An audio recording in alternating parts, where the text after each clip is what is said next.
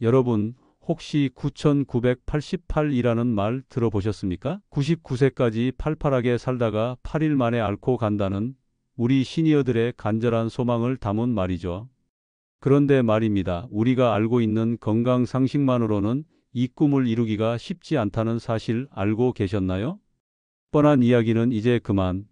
오늘 제가 여러분의 귀를 번쩍 뜨이게 할 100세까지 쌩쌩 장수 전문가만이 알려드릴 수 있는 의외의 비법들을 가지고 왔습니다. 지금까지 알고 계셨던 건강 상식을 완전히 뒤집을 수도 있습니다. 안녕하세요. 건강 큐레이터 최상우입니다. 최근 저에게 정말 많은 어르신들께서 건강과 장수에 대한 궁금증, 그리고 때로는 답답한 마음을 털어놓으셨습니다. 그래서 오늘 제가 그 모든 고민에 명쾌한 해답을 드릴 상상 초월의 장수 비법들을 준비했습니다. 자, 그럼 지금부터 우리가 미처 알지 못했던 하지만 100세 장수의 놀라운 비밀을 품고 있는 그 첫 번째 이야기를 시작해 볼까요? 여러분, 우리는 누구나 건강하게 오래 살기를 소망합니다. 최근 통계청 자료에 따르면 한국인의 기대 수명은 꾸준히 증가하여 이미 OECD 평균을 상회하고 있습니다. 하지만 단순히 오래 사는 것과 건강하게, 활기차게 100세 시대를 맞이하는 것은 엄연히 다른 이야기입니다. 많은 분들이 장수를 위해 값비싼 건강식품을 챙겨 드시거나 힘든 운동을 억지로 지속하시곤 합니다. 물론 이러한 노력들이 건강 유지에 중요한 역할을 하는 것은 분명합니다. 하지만 오늘 제가 여러분께 소개해 드릴 장수 비법은 어쩌면 여러분의 상식과는 조금 다를 수도 있습니다. 최근 저와 상담을 통해 더욱 깊이 고민하게 된 장수 연구 분야의 최신 지견과 저희 오랜 경험을 바탕으로 한 정말 의외의 장수 비밀들을 속 시원하게 풀어드리겠습니다. 첫 번째 의외의 장수 비법, 바로 약간의 스트레스 즐기기입니다. 스트레스 하면 흔히 건강에 해로운 존재로만 생각하기 쉽습니다. 하지만 놀랍게도 적절한 수준의 스트레스는 우리 몸과 마음에 긍정적인 영향을 미칠 수 있다는 사실 알고 계셨나요? 얼마 전 한 어르신께서 은퇴 후 찾아온 무기력감과 스트레스 해소 방법에 대해 상담을 요청하신 적이 있습니다. 그때 저는 단순히 스트레스를 피하는 것만이 능사가 아니라고 말씀드렸습니다. 실제로 캐나다 브리티시 컬럼비아 대학교 연구팀의 연구 결과에 따르면 적당한 수준의 스트레스는 뇌의 인지 기능을 향상시키고 알츠하이머병과 같은 퇴행성 뇌 질환의 위험을 낮추는 데 도움을 줄 수 있다고 합니다.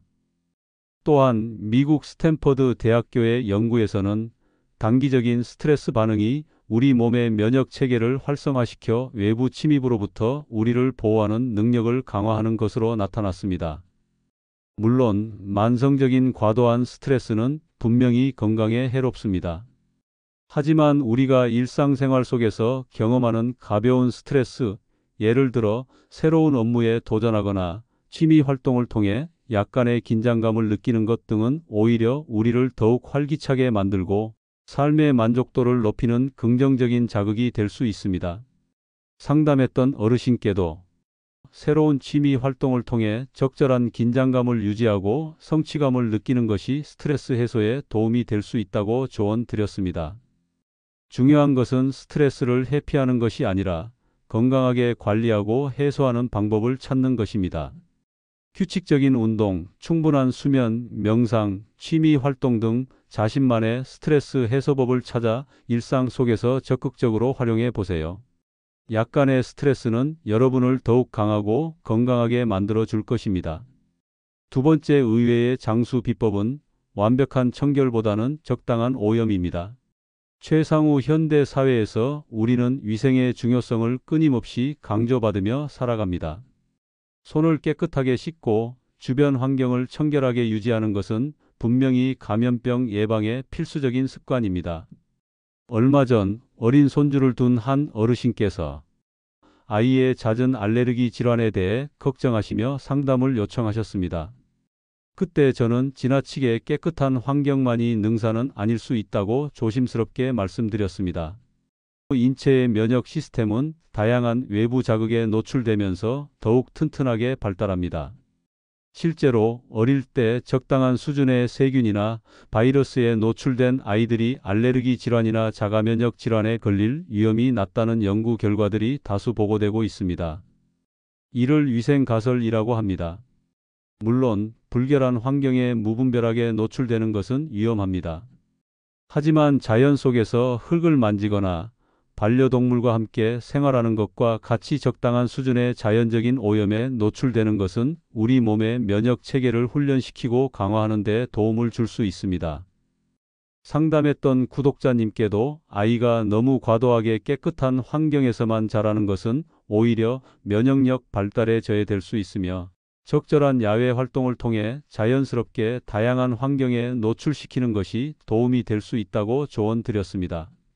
지나치게 잦은 항균 제품 사용이나 완벽한 살균 소독보다는 기본적인 위생 수칙을 잘 지키면서 자연과 더불어 생활하는 것이 우리 몸의 건강 밸런스를 유지하는 데 더 도움이 될 수 있다는 점을 기억하세요.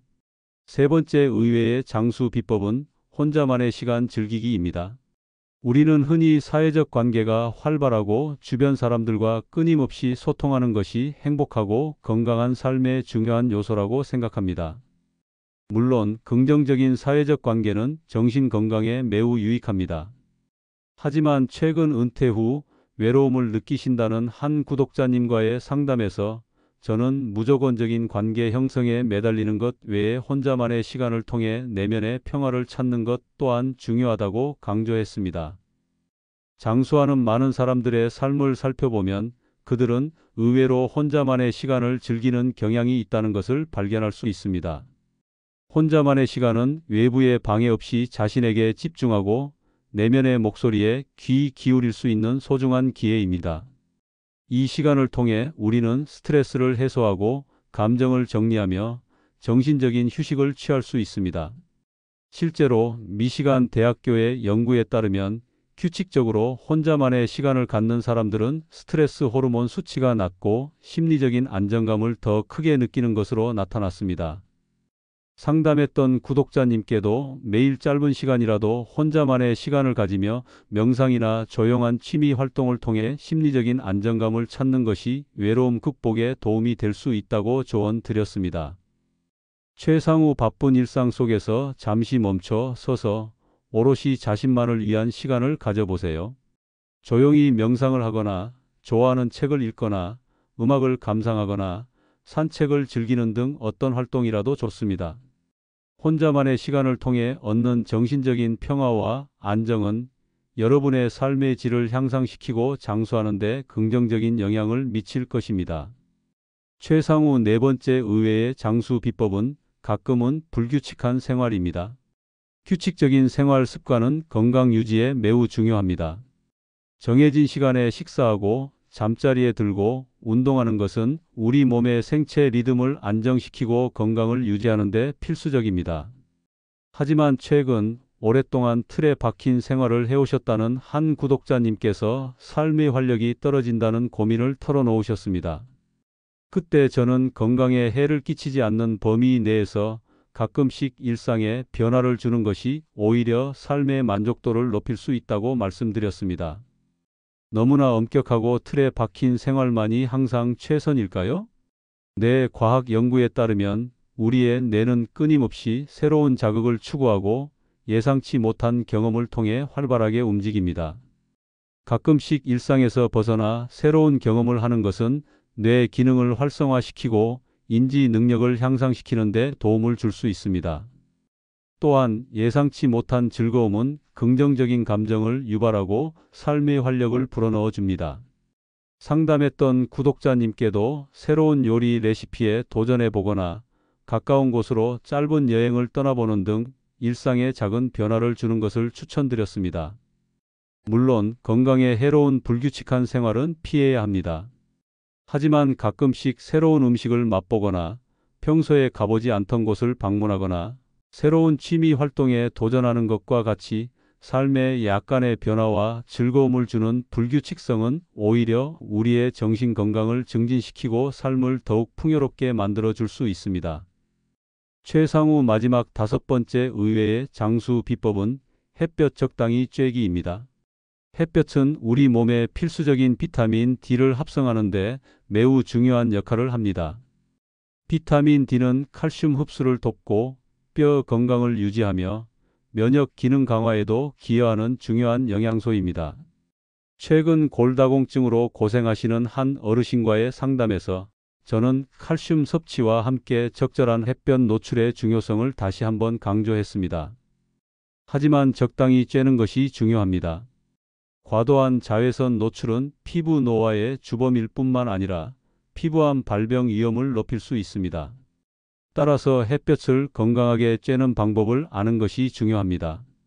전문가들은 하루 15분에서 30분 정도 오전이나 늦은 오후 시간에 햇볕을 쬐는 것을 권장합니다. 이때 자외선이 강한 시간대에는 모자나 선글라스를 착용하고 자외선 차단제를 사용하는 것이 좋습니다. 상담했던 어르신께도 오전 시간이나 늦은 오후 시간을 이용하여 산책 등을 통해 햇볕을 쬐고 필요에 따라 비타민 D 보충제를 복용하는 것을 고려해 보시라고 조언 드렸습니다. 햇볕을 무조건 피하는 것보다는 적절한 시간대에 안전하게 햇볕을 쬐는 것이 우리 몸의 건강 유지에 필수적입니다. 햇볕을 통해 얻는 비타민 D는 여러분의 뼈를 튼튼하게 하고 면역력을 강화하여 건강한 장수를 누리는 데 도움을 줄 것입니다. 오늘 제가 여러분께 소개해드린 5가지 의외의 장수 비법 그리고 상담을 통해 얻은 더욱 깊은 인사이트 어떻게 생각하시나요? 어쩌면 여러분의 생각과는 조금 달랐을 수도 있습니다. 하지만 장수 연구는 끊임없이 발전하고 있으며 우리의 상식을 뛰어넘는 새로운 사실들이 밝혀지고 있습니다. 중요한 것은 맹목적으로 건강 정보에 매달리는 것이 아니라 자신에게 맞는 건강 습관을 찾아 균형 잡힌 생활을 유지하는 것입니다. 오늘 알려드린 정보들이 여러분의 건강한 삶에 조금이나마 도움이 되었기를 바랍니다. 건강다방은 언제나 여러분의 건강하고 행복한 삶을 응원합니다. 궁금한 점이나 나누고 싶은 이야기가 있다면 언제든지 댓글로 소통해 주세요. 여러분의 다양한 경험과 고민은 저에게도 큰 도움이 됩니다. 다음 시간에는 더욱 유익하고 흥미로운 건강 정보를 가지고 돌아오겠습니다. 구독과 좋아요, 그리고 알림 설정까지 잊지 마시고요. 궁금한 질문이 있으시면 언제든 댓글 남겨주세요. 지금까지 건강 큐레이터 최상우였습니다. 감사합니다.